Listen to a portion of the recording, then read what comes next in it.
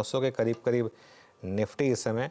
इस रिकवरी का पूरा दारोमदार है एचडीएफसी बैंक पर। एक बार कंट्रीब्यूशन प्लेट लेकर आइए।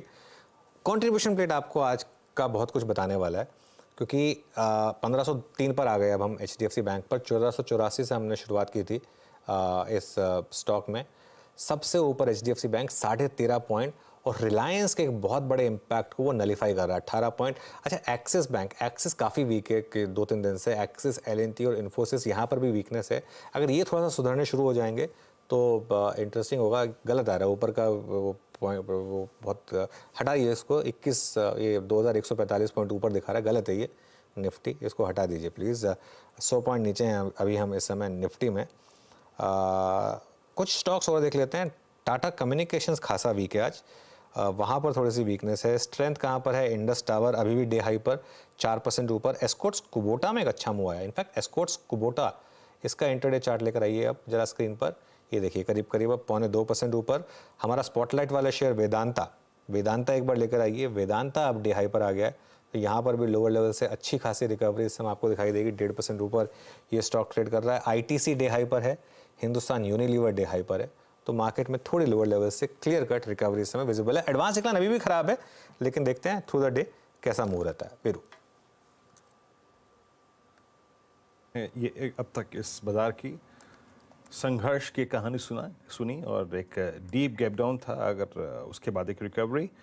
निफ्टी लगभग 21,893 पर ट्रेड करता है। अब आशीष बहती जी और शिल्पा रावत जी पिछले कार्यक्रम से इस कार्यक्रम में शिरकत कर रहे हैं। अमोल ठावले और सुदीप शाह एसबीआई सिक्योरिटी से फ्रेश पर्सपेक्टिव लेके जुड़े हैं। आप सभी को नमस्कार, कार्यक्रम में आप सभी का स्वागत है। सुदीप, आपकी इस वक्त की 2 कॉल्स क्या रहेंगी? क्या अप्रोच कर रहे हैं आप, रख रहे हैं मार्केट्स पे इस वक्त इस डिप में? नमस्कार वीरू जी, गुड मॉर्निंग। जो हिसाब से मुझे लग रहा है कि आज अर्ली मॉर्निंग जो गैप डाउन आया, उसके बाद हमने देखा स्टॉक स्पेसिफिक काफी रिकवरीज आई है, और खासा करके मिड कैप्स में हम देख रहे हैं कि जो सिलेक्टिव जो नाम चल रहे थे डिफेंस में, तो वहां पे डिफेंस है, टेलीकम्युनिकेशन जैसे भारती एयरटेल, यहाँ पे एक अच्छी रिकवरी आई है। तो मेरा पहला स्टॉक आज जो मुझे लग रहा है कि अच्छा लग रहा है यहाँ से पोजिशनली, वो है कोचिन शिपयार्ड।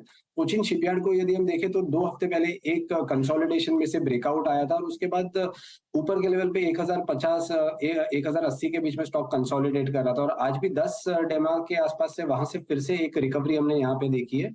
तो मुझे लग रहा है जो डेली, वीकली, मंथली सभी टाइम फ्रेम पे स्टॉक स्ट्रॉन्ग है, तो यहाँ पे कोचिन शिपयार्ड आउट परफॉर्म कर सकता है। डिफेंस पैक में भी अच्छा मोमेंटम हमें नजर आ रहा है। तो 1095 के स्टॉप लॉस से 1160 का टारगेट मुझे लग रहा है यहाँ पे कोचिन शिपयार्ड में आता हुआ मुझे लग रहा है। और दूसरा स्टॉक जो मुझे पसंद आ रहा है वो है भारती एयरटेल।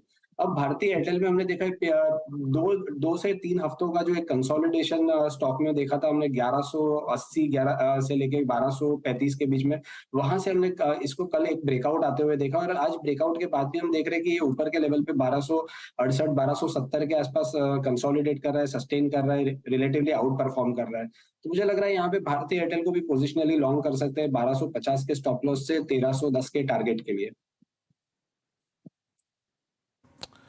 ओके, भारतीय एयरटेल पे भी आपका एक लॉन्ग कंस्ट्रक्टिव व्यू। और अमोल, गुड मॉर्निंग। आपके 2 ट्रेड्स इस वक्त क्या रहेंगे अमोल? जी नमस्ते। मुझे आई थिंक लग रहा है कि इंडेक्स स्टॉक पे ज्यादा फोकस करना आइडियल स्ट्रैटेजी रहेगी, बिकॉज ओवरऑल मार्केट टेक्सचर थोड़ा सा वोलेटाइल है। मुझे भी एक्चुअली भारतीय एयरटेल ही अच्छा लग रहा है पोजिशनल पॉइंट ऑफ व्यू से। 1265 के आसपास चल रहा है, 1320 और 1340 ये टारगेट्स निकल के आ रहे हैं, और स्टॉप लॉस उसका रहेगा 1235। और दूसरा मुझे एक लग रहा है जो रिट्रेसमेंट पे अवेलेबल है, अच्छे खासे सपोर्ट्स पे अवेलेबल है, वो है टाटा स्टील। 159 के आसपास है, 170 और 172 के टारगेट्स निकल के आ रहे हैं, जो उसका प्रीवियस स्टॉप के आसपास है, और स्टॉप लॉस उसका रहेगा 154 का। ओके शिल्पा जी, बताइए अब आपकी 2 ट्रेड्स में से इंडस टावर फिर डे हाई पर है 4% ऊपर। अभी कहाँ मौके ढूंढ रही हैं आप? मैं यहाँ पे अगेन एक बाय और एक सेल दूंगी। मेरा जो बाय रहेगा, I mean there are couple of options, मैं डिस्कस कर देती हूँ। यहाँ पे मुझे एक अच्छा लगता है बायोकॉन।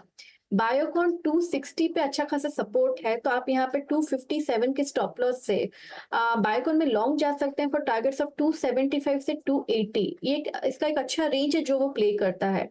दूसरा आप सीयूबी भी देख सकते हैं, सीयूबी बैंक निफ्टी अच्छा परफॉर्म कर रहा है तो सीयूबी भी 150 के ऊपर अभी सस्टेन कर रहा है। ये एक इमीडिएट लेवल पे इसका एक अच्छा सपोर्ट है जहां से 150 160 आ सकता है। तो बाइंग में ये तो ऑप्शंस है, आप इसमें ट्रेड ले सकते हैं। और तीसरा मेरा रहेगा सेल रामको सीमेंट में। रामको सीमेंट अगेन 800 के नीचे है, जब तक ये 800 के नीचे रहता है इसमें डाउनसाइड टारगेट 750 730 तक भी ओपन रहते हैं। तो अगेन रिस्क रिवॉर्ड फेवरेबल है, तो 2 buys and 1 sell. 2 buyers and 1 sell इस समय ये हो गई शिल्पा जी के पिक्स। आशीष बहेती जी, आपने क्या पिक किया इस समय ट्रेड्स में? 2 फ्रेश ट्रेड्स आपके। जी अनुज जी, पहला जो ट्रेड रहेगा वो है ओएनजीसी पे बाय रहेगा। स्टॉक ऊपर से थोड़ा सा कूल ऑफ जरूर हुआ है बट एक अच्छा प्राइस पॉइंट पे अवेलेबल है और जिस हिसाब से 276 होल्ड कर रहा है वो काफी इंप्रेसिव है। 270 का एक स्टॉप लॉस लगाना है इसमें। 282 का पहला टारगेट, 285 के सेकेंड टारगेट के लिए खरीदारी की जा सकती है। दूसरा जो बाय आइडिया है वो आईटीसी, ये काफी अच्छे से होल्ड कर रहा है और जिस हिसाब से मार्केट को स्ट्रेंथ दिया है इसने आज, जो भी पूरा रिलायंस का प्रेशर था उसे ये और एचडीएफसी काफी अच्छे से नेगेट करते हुए देखने मिले हैं और इन लेवल्स पे अच्छी बाइंग इंटरेस्ट इसमें कंटिन्यूअसली देखने मिल रही है। तो आईटीसी में खरीदारी की सलाह, जो स्टॉप लॉस इसमें मेंटेन करना हो 417 का एक एसएल मेंटेन करे और जो टारगेट्स है वो 430 और 435 तक के टारगेट के लिए इसमें पोजीशन बनाई जा सकती है। ओके, तो चलिए इस समय की ट्रेड। अच्छा, एक स्टॉक चेक और लेते हैं। शिल्पा जी, एक बार आईटीसी और एचयूएल, अगर दो में से कोई एक चूज करना हो, अगर करना हो तो डे ट्रेड में कोई ट्रेड बन रहा है यहाँ पर? यहाँ पे अगर आईटीसी पे देखेंगे तो मुझे आईटीसी ज्यादा बेटर लग रहा है। 420 के ऊपर है फ्यूचर्स में भी अभी, तो यहाँ पे 418 के स्टॉप लॉस है आईटीसी में। ज्यादा कंफर्टेबली ट्रेड ले सकते हैं फॉर टारगेट्स ऑफ 430। चलिए अब एक काम करते हैं, आगे बढ़ते हैं। और बाज़ार में थोड़ा सा डर का माहौल है, ख़ास तौर से जो इजराइल और ईरान के बीच में हो रहा है उसको लेकर। लेकिन क्या लोअर लेवल्स पर ये आपको बाइंग की अपॉर्चुनिटी दे रहा है, और अगर हाँ तो कहाँ पर? गोल्डीलॉक्स प्रीमियम रिसर्च के फाउंडर और चीफ स्ट्रेटजिस्ट गौतम शाह के पास चलते हैं और उनसे जानते हैं कि वो इस समय क्या एडवाइस कर रहे हैं। Gautam ji, good morning. आपने ऐसी कई साइकिल्स देखी होंगी ऑब्वियसली, और आपको एक्सपीरियंस भी होगा इन सब चीज़ों का। क्या ये बाइंग अपॉर्चुनिटी है या फिर अभी थोड़ी जल्दबाजी होगी? किस तरीके से इस मार्केट को अभी अप्रोच करना है? गुड मॉर्निंग अनुज। देखिए, एक ज़माना था जहां पर हमारे पास जियोपॉलिटिकल कंसर्न्स 3 साल में एक बार या 5 साल में एक बार आती थी। पर अब ज़माना ऐसा हो गया कि हर 3-6 महीने हमारे पास कोई ना कोई जियोपॉलिटिकल कंसर्न्स आ रहा है। तो ये बता रहा है कि दुनिया काफ़ी बदल गई है और रिस्क काफ़ी बदल गए हैं और बढ़ गए हैं इक्विटी मार्केट्स के लिए। I think it is only because of liquidity कि हमारा मार्केट इतना वेल बिहेव रहा है, क्योंकि अगर ये 19,000 करोड़ का लिक्विडिटी हर महीने का नहीं होता तो ये बाजार कब का बहुत बड़ा गिर जाता। I think that is the key take away from the last 3 to 4 months। But अगर आप पिछले एक हफ्ते का एक्शन देखें, डेफिनेटली थोड़ी सी कंसर्न है, क्योंकि लास्ट टाइम जब मार्केट गिरा था तो इतनी कंसर्न मार्केट ने नहीं दिखाया। निफ्टी एकदम रिलैक्स था, इंडिया विक्स में कोई मूवमेंट आई नहीं थी, यूएस मार्केट्स में कोई बड़ा फॉल नहीं था। I am referring to the period of September October last year. But इस बार का अगर आप चार्ट देखें, मार्केट ने 2 हफ्ता लगाया 21,800 से 22,800 जाने में और 4 दिन लगाया 22,800 से 21,800 आने में। सो डेफिनेटली मोमेंटम दिखा रहा है कि momentum is with the bets. और थोड़े से टेक्निकल चार्ट्स पे जो सिग्नल्स है वो कंसर्निंग है। और ये अभी जिस तरह का जियोपॉलिटिकल सिचुएशन है, इट्स वेरी डिफिकल्ट टू से कि इसमें क्या होगा और ये कैसे आप प्ले आउट करेंगे।